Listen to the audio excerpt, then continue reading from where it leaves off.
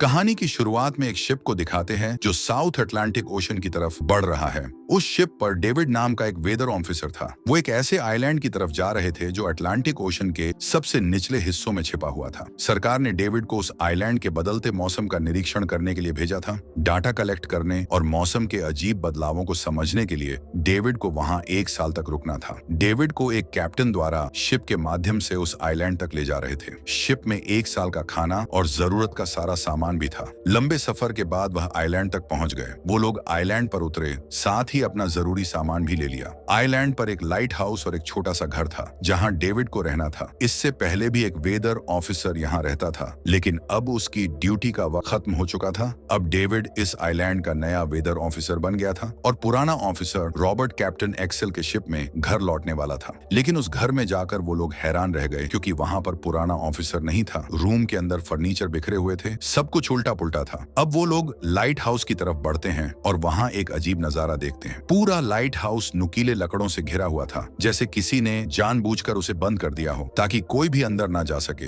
Captain और David ने light house का गेट कई बार नॉक किया, लेकिन कोई नहीं आया। आखिर में उन्होंने गेट को जोर से धक्का दिया और अंदर घुस गए। लाइट हाउस के बिल्कुल ऊपर उन्हें एक आदमी मिला जिसका नाम ग्रूनर था। जब उन्होंने ग्रूनर से पुराने वेदर ऑफिसर के बारे में पूछा तो उसने काफी बेपरवाही से जवाब दिया, वो एक बीमारी से मर गया है। कैप्टन ने जब उससे डेड बॉडी के बारे में पूछा तो उसका जवाब और भी ज्यादा अजीब था। ग्रूनर की बातें सुनकर डेविड और कैप्टन दोनों चौंक गए। उन्हें लगा शायद ग्रूनर की मेंटल कंडीशन ठीक नहीं है। कैप्टन ने डेविड से कहा, अगर तुम अब भी चाहो तो हमारे साथ वापस चल सकते हो। लेकिन डेविड जानता था अगर वह सरकार को इस आइलैंड का एक्यूरेट वेदर रिपोर्ट दे पाया तो उसे काफी पैसे मिल सकते हैं। इसीलिए उसने तय किया कि वो यहीं रुकेगा। कैप्टन ने उसे सेफ्टी के लिए एक गन दी। कैप्टन के जाने के बाद डेविड ने घर को रहने लायक बनाया। उसे रूम के डोर में एक डायरी मिली जो पुराने ऑफिसर की थी। उस ऑफिसर ने 1913 में इस आइलैंड पर कदम रखा था। डायरी में आइलैंड के बारे में बहुत कुछ लिखा था, लेकिन कुछ बातें अधूरी थीं। डेविड हर लाइन को ध्यान से पढ़ता गया। डायरी में कुछ अजीब तरह के जानवरों के स्केचेस भी बने थे।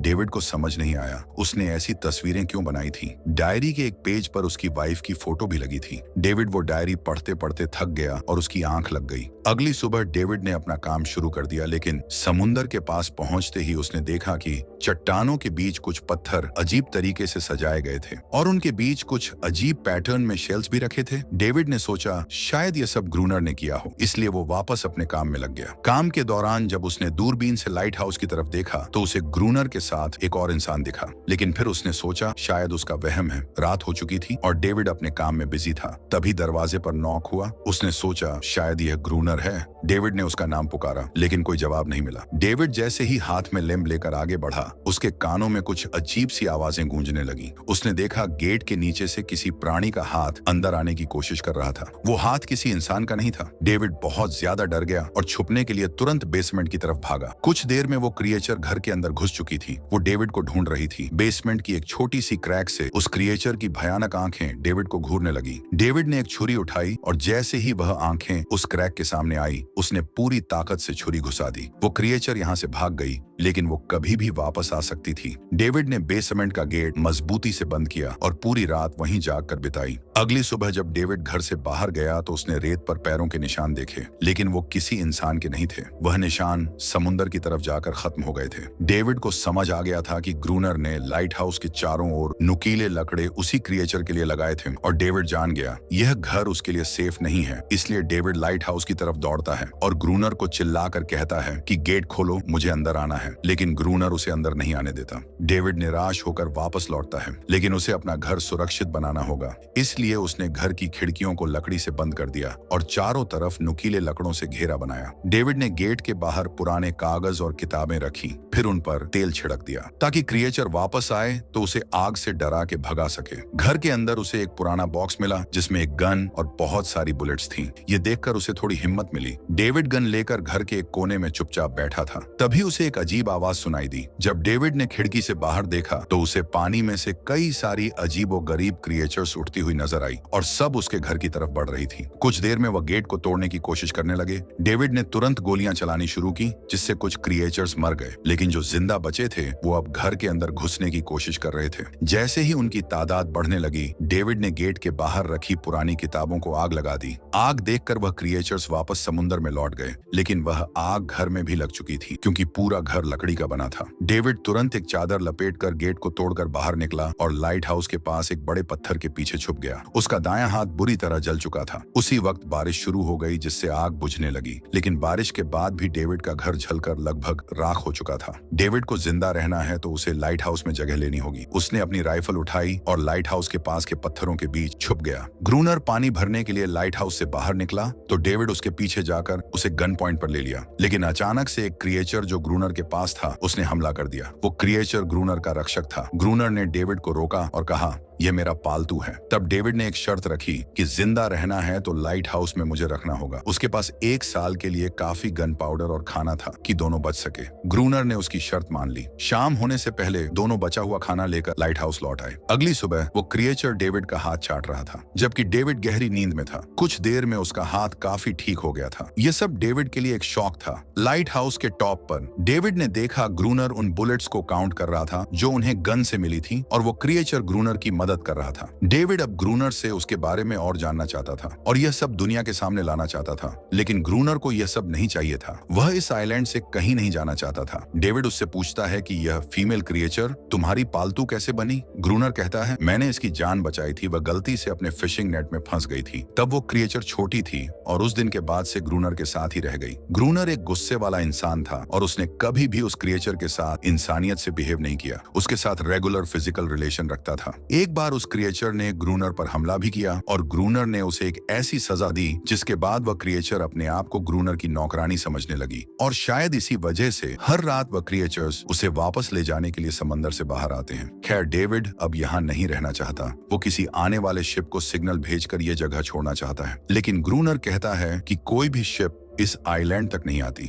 डेविड उसकी बात पर विश्वास नहीं करता। उसे यह जगह जल्द से जल्द छोड़नी थी। कुछ देर में शाम होने लगी है। ग्रूनर डेविड को कहता है कि गन लेकर रेडी हो जाओ क्योंकि क्रिएचर कभी भी हमला कर सकते हैं। वो लाइट हाउस की लाइट ऑन करने के लिए तैयार हो जाते हैं और कुछ देर में समंदर से बड़ी तादाद में क्रिएचर्स निकल कर बाहर आते हैं। वो लाइट हाउस की तरफ बढ़ते जा रहे हैं। ग्रूनर उन पर लगातार फायर करता जा रहा था, लेकिन डेविड पूरी तरह से डर गया था। वो लाइट हाउस के अंदर की तरफ पीछे हटने लगा। ग्रूनर के बार बार कहने के बाद भी वह एक कोने में चुपचाप बैठा रहा और कुछ समय में डेविड बेहोश हो गया। ग्रूनर अकेला उन क्रिएचर से लड़ता रहा। अगली सुबह ग्रूनर ने गुस्से में डेविड को उठाया और कहा, अगर तुझे लाइट हाउस में रहना है तो मेरी हर बात माननी पड़ेगी। डेविड के लिए इसकी बात मानना मजबूरी बन गई थी। ग्रूनर के सारे काम डेविड करने को तैयार था। ग्रूनर रोज उस क्रिएचर को अलग तरीकों से फिजिकली टॉर्चर करता था जो डेविड पसंद नहीं था। डेविड सोचता है कि शायद ग्रूनर का दिमाग ठीक नहीं है। खैर, कुछ देर बाद रात हो जाती है और दोनों गार्ड ड्यूटी के लिए तैयार हो जाते हैं। कुछ देर बाद क्रिएचर्स समंदर से बाहर निकलते हैं, लेकिन डेविड को आज डर नहीं लग रहा था। इसी का फायदा उठाकर ग्रूनर डेविड को बाहर छोड़कर लाइट हाउस का गेट बंद कर देता है और अंदर बैठ जाता है ताकि डेविड सीख सके कि इन क्रिएचर्स से कैसे लड़ा जाता है। डेविड मदद मांगता है, लेकिन ग्रूनर उसकी मदद नहीं करता। अगली सुबह ग्रूनर ने देखा डेविड लाइट हाउस के बाहर खून में लथपथ बैठा था, यानी उसने क्रिएचर्स से लड़ना सीख लिया था। इसी तरह वक्त गुजरता गया। रातों को वह क्रिएचर्स से लड़ते थे।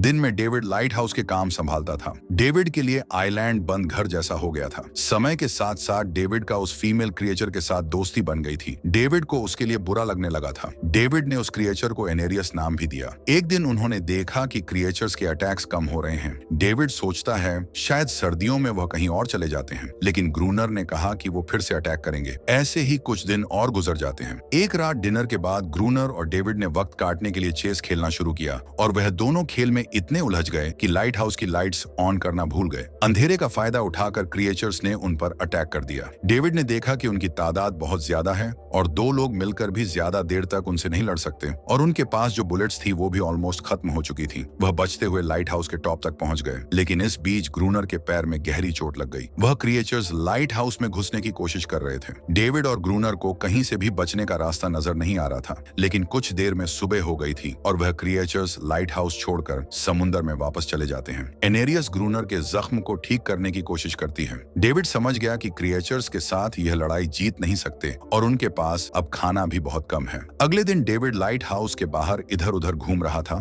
तो उसने समुद्र में एक जहाज देखा। वह जल्दी से फ्लेयर गन लाया और जहाज को सिग्नल देने गया, लेकिन ग्रूनर ने उसे रोक दिया क्योंकि वह नहीं चाहता कि डेविड यहाँ से जाए। उसी वक्त एनेरियस ने ग्रूनर पर हमला कर दिया। वो डेविड को ग्रूनर से बचाना चाहती थी। यह आइलैंड उसकी अपनी दुनिया है जहाँ वह एक राजा की तरह रहता है। धीरे धीरे धीरे वो शिप डेविड की आंखों के सामने समुद्र में गायब हो गई। अब उसके पास कुछ भी करने को नहीं था। ऐसे ही कुछ दिन बीत गए। ग्रूनर उन दोनों के साथ अब भी बुरा बर्ताव कर रहा था, लेकिन एनेरियस को वह खास तौर पर मारता था जो डेविड को पसंद नहीं था। एक दिन डेविड ने एनेरियस को एक छोटी टॉय बोट गिफ्ट में दी जो उसने व्हेल की हड्डियों से बनाई थी। जब एनेरियस ने उस बोट को देखा तो वह डेविड को आइलैंड के एक ऐसे कोने में ले गई जहां एक असली बोट रखी थी। डेविड ने उस बोट के बारे में ग्रूनर से पूछा तो उसने कहा, कुछ महीने पहले एक आर्म स्मगलिंग शिप जो बहुत सारा गोला बारूद ले जा रही थी, उस समुद्र में आई तूफान की वजह से इसी आइलैंड के पास डूब गई थी। कुछ लोग इस आइलैंड तक बोट के जरिए जिंदा पहुंच गए थे, लेकिन सुबह होने से पहले उनमें से कोई भी जिंदा नहीं बचा। यह सब सुनते ही डेविड के दिमाग में एक प्लान आया। उनके पास एक डाइविंग सूट जैसा कुछ था।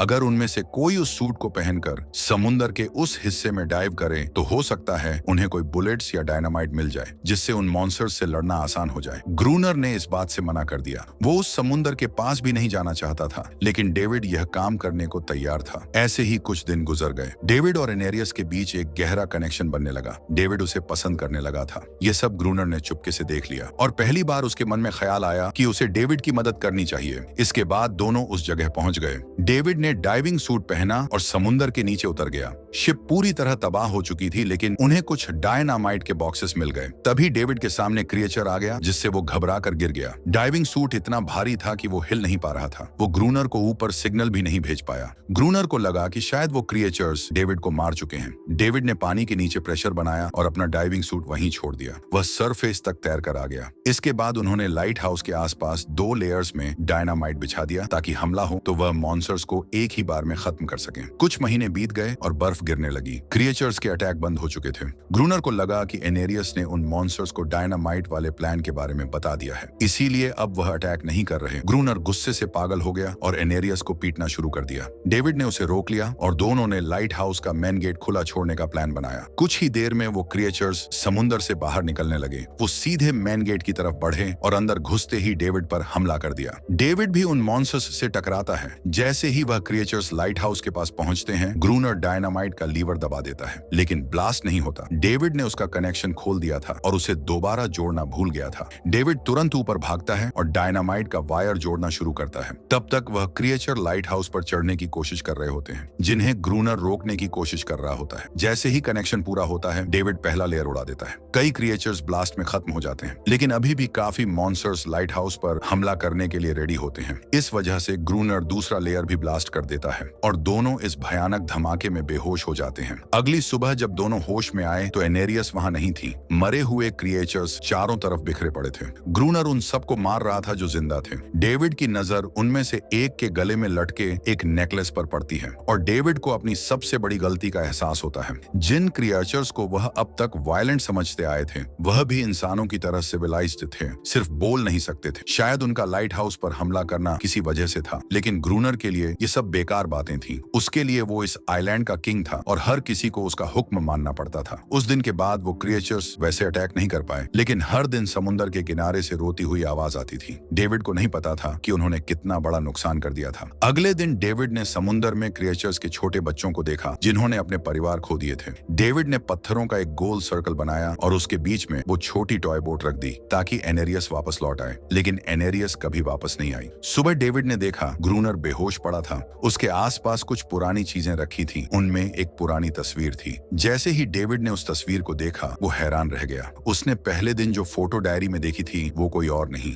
उसकी पत्नी थी, यानी ग्रूनर ही लाइट हाउस का वेदर ऑफिसर था जो 1 साल पहले इस आइलैंड पर आया था। उसका असली नाम रॉबर्ट था, लेकिन उसने अपना नाम बदल लिया था क्योंकि वह कभी यह आइलैंड छोड़ना नहीं चाहता था। यह सब देखकर डेविड ने भी उम्मीद छोड़ दी कि वह इस आइलैंड से जा पाएगा। अगले दिन शाम को जब डेविड समुद्र के किनारे गया तो उसने देखा कि उस सर्कल में रखी छोटी बोट अब वहां नहीं थी, लेकिन उसी जगह पर उसने क्रिएचर का छोटा सा बच्चा देखा जिसके हाथों में वह बोट थी। डेविड ने अपनी टॉर्च उस सर्कल के बीच में फेंक दी ताकि वह दिखाए कि उसका इरादा लड़ने का नहीं है, उसे किसी को चोट नहीं पहुंचानी, वह उनके साथ दोस्ती करना चाहता है। कुछ ही देर बाद समुद्र की लहरों से एनेरियस निकलती है और उसके पीछे पूरा क्रिएचर्स का ग्रुप भी समुद्र से उभर आता है, लेकिन इस बार कोई भी डेविड पर अटैक अटैक नहीं करता क्योंकि वह अब शांति चाहते हैं। उनका इरादा सिर्फ सेफ जगह पाने का था, अपने बच्चों के लिए, जो हर एक जानवर करता है। ग्रूनर लाइट हाउस से बाहर आता है, हाथ में बंदूक लेकर डेविड उसे समझाने की कोशिश करता है। ये क्रिएचर्स लड़ना नहीं चाहते, लेकिन ग्रूनर किसी की नहीं सुनता। वो एनेरियस को चीख कर कहता है, अंदर चली जाओ, लेकिन एनेरियस उसकी बात नहीं मानती। ग्रूनर गुस्से में लाइट हाउस की तरफ जाने लगा और जैसे ही वह लाइट हाउस पहुंचा, उसने सिग्नल गन से एक फ्लेयर छोड़ी, जिससे क्रिएचर का एक बच्चा वहीं मर गया और सभी क्रिएचर डर कर भाग गए। डेविड तुरंत लाइट हाउस की तरफ भागता है और ग्रूनर से लड़ने लगता है, लेकिन ग्रूनर ने डेविड को मारने का फैसला कर लिया। लेकिन डेविड ने उसे असली नाम से पुकारा, जिसे सुनकर ग्रूनर रुक गया। थोड़ी देर बाद ग्रूनर को अपनी गलती का एहसास हो चुका था, इसलिए उसने खुद को उन क्रिएचर्स के सामने सरेंडर कर दिया और कुछ ही पलों में उन्होंने उसे मार दिया। इसके 1 साल बाद आइलैंड पर एक गवर्नमेंट ऑफिसर आता है, साथ में एक नया वेदर ऑफिसर भी होता है। डेविड को वहां से ले जाया गया और अब नए गवर्नमेंट ऑफिसर ने इस आइलैंड पर वेदर मॉनिटर करना शुरू किया। इसी दौरान एनेरियस भी अपने परिवार के साथ खुश थी। इसी के साथ ये फिल्म समाप्त होती है। मिलते हैं बहुत जल्द एक नई वीडियो में।